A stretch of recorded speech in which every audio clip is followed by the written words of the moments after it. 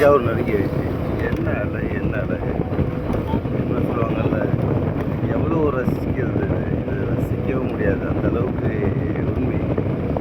நல்லாவுடைய அமைப்பு, கிஃப்ட்டு நம்ம அதை கரெக்டாக பயன்படுத்திக்கணும். அந்த பூமியை விவசாயம் பண்ணி அரசாங்கம் கொடுக்கக்கூடிய தண்ணியை திருப்பி கடலுக்கு விடாமல் காப்பாற்றுறது நம்ம ஒவ்வொரு மக்களுடைய கடமை.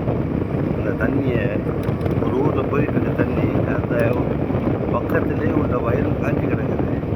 அதை கேட்குறதுக்கு அவங்க சொல்கிறாங்க, இது தென்மேற்கு மழை வர நாள், அடுத்து தண்ணி வந்துடும், இப்போ அதனால் தண்ணி இங்கே ஏற்ற வேண்டிய தேவை இல்லை அப்படின்னு.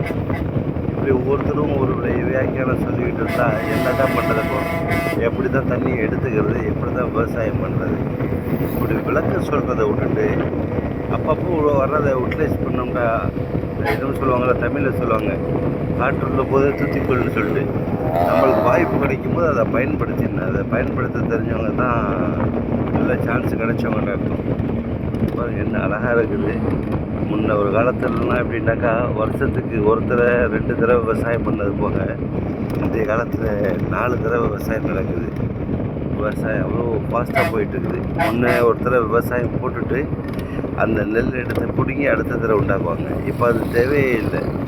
ஆட்டோமேட்டிக்காக ஒரு தடவை போட்டாலே ஆட்டோமேட்டிக்காக நெல் எடுக்கிறது அதெல்லாம் எடுத்து யூஸ் பண்ணுறாங்க.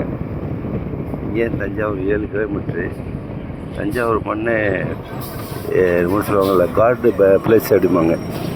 அந்த மாதிரி எல்லாம் கொடுத்த பெரிய எல்லா பூமி, எல்லாருடைய பூமி ரொம்ப அற்புதமான பூமி. தஞ்சை அழகான பூமி.